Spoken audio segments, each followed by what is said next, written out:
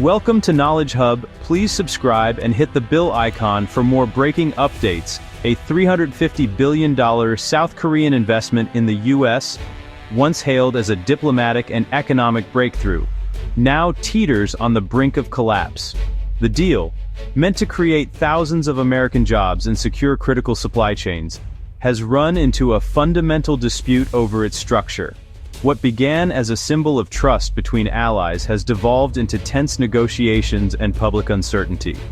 The U.S. risks losing jobs and development, while South Korea faces instability for its corporations and questions about its trade future.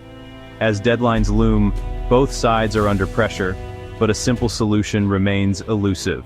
The standoff began with former President Trump's dramatic claim, delivered with his signature flair and a sense of showmanship that captivated both his supporters and the media. Standing before a sea of cameras and an energized crowd, Trump announced what he described as a historic deal, one that would supposedly reshape the economic relationship between the United States and South Korea. According to Trump, South Korea would inject a staggering $350 billion into the U.S. economy as an immediate upfront payment.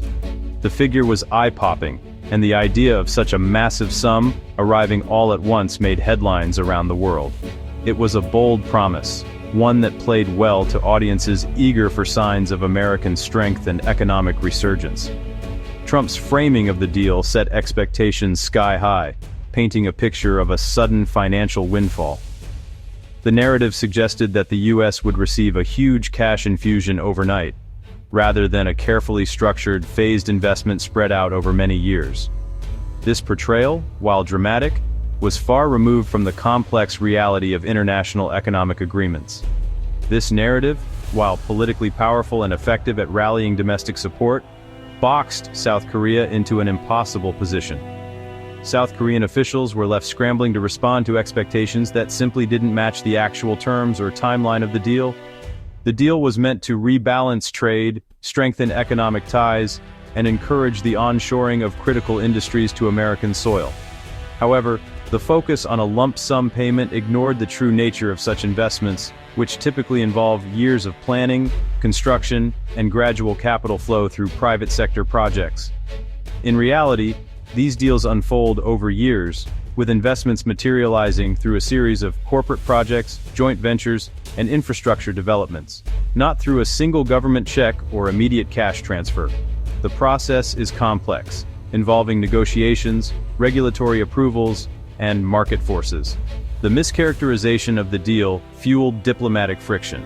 South Korean officials quickly realized that the American public, and even some policymakers, now expected a windfall that was never actually promised in the official agreements.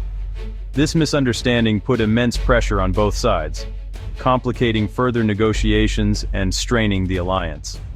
What could have been a diplomatic win for both nations now risked unraveling over a fundamental misunderstanding, one born from political theater and amplified by the media, leaving both sides searching for a way to bridge the growing gap between perception and reality. Seoul responded swiftly, publicly rejecting the idea of a $350 billion upfront payment. Top officials clarified South Korean companies were interested in U.S. investments, but a direct government payout was out of the question. The demand was economically unfeasible.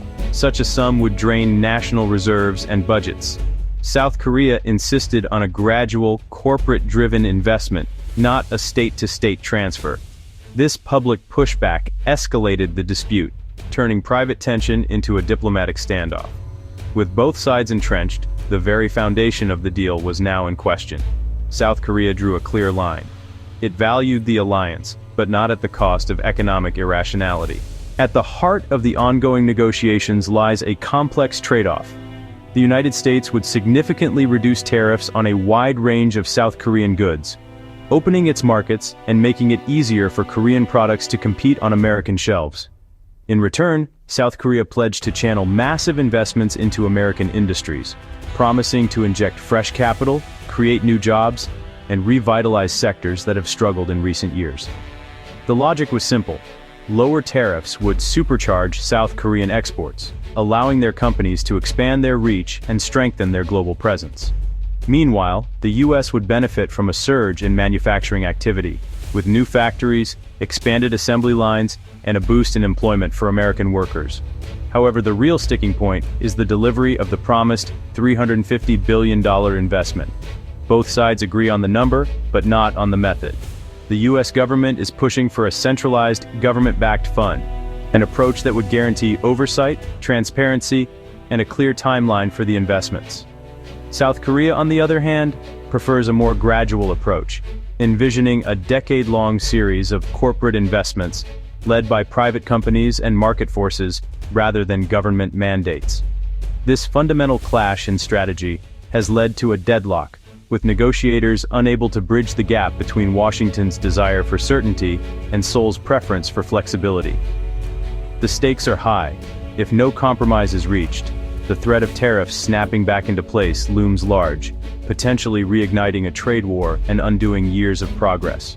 With the Apex summit fast approaching, Seoul is scrambling to devise alternative proposals, seeking ways to reassure Washington while protecting its own economic interests. Diplomats and business leaders are working around the clock, hoping to find common ground and prevent the collapse of a deal that could reshape the economic landscape for both nations. The pressure is mounting, as both sides face intense scrutiny from their domestic industries and political leaders, all demanding a solution that delivers real, lasting benefits. Without a breakthrough, the promise of new jobs, stronger industries, and improved relations could simply disappear, leaving both countries to face the consequences of a failed negotiation. The stalled deal casts uncertainty over American jobs, leaving workers and communities anxious about their future. It also clouds South Korean corporate plans, making executives reconsider their strategies. Projects promising tens of thousands of U.S. jobs in semiconductors and electric vehicles are now on hold, with timelines pushed back indefinitely. Companies like Samsung and Hyundai have paused billion-dollar factories, wary of tariff risks and political instability. Delays ripple through local economies, stalling hiring and supply chain growth, affecting countless families. The hesitation isn't lack of interest, it's a rational response to unpredictable policy. Until governments provide clarity, these investments, and the jobs they promise, remain in limbo, waiting for a green light. The impasse is a stark reminder. Global business depends on political stability and clear direction from leaders. The recent dispute between the U.S. and South Korea is not an isolated incident, but rather part of a much broader and growing trend on the world stage. Across the globe, America's closest allies are beginning to seriously reconsider the nature of their economic relationships with Washington. The old assumption that the U.S. would always be a stable, predictable partner is being challenged by new realities. Countries like Canada and members of the European Union, once deeply intertwined with the American economy, are now increasingly wary of U.S. protectionist policies and sudden shifts in trade priorities. In response, they're actively seeking to diversify their trade relationships, forging new agreements and alliances. New trade deals with partners in Asia, South America, and other regions are gradually reducing these countries' reliance on the American market. This shift is not just about economics. It's about building resilience in a world where the rules can change overnight. South Korea's recent experience with the U.S. has only reinforced these concerns. The uncertainty surrounding American commitments has made policymakers in Seoul question how much they can depend on Washington in the long run. As a result, South Korean leaders are now actively building bridges with countries in Southeast Asia, India, and the European Union, seeking new opportunities and partnerships that can help insulate their economy from future shocks. The intention isn't to turn away from the United States entirely, but to create a more balanced and resilient economic strategy, one that doesn't leave them vulnerable to the decisions of a single partner, no matter how powerful.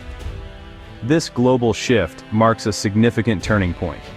For many countries, diversifying trade and economic ties is no longer just a matter of good business sense, it's now seen as a crucial element of national security and long-term stability.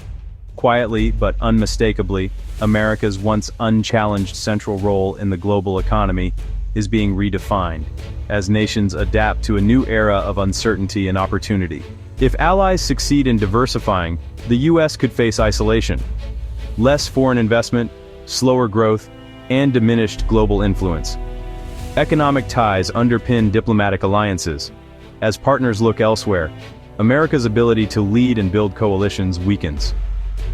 The South Korea deal's fate remains uncertain, with negotiators racing to find a compromise before the APEC summit. A creative solution, like binding corporate commitments, could salvage the agreement. But if talks fail, the collapse will send a chilling message to other investors, accelerating the shift away from the U.S. This episode underscores the need for trust and stability in international partnerships. The outcome will shape America's global standing for years to come. The stakes couldn't be higher.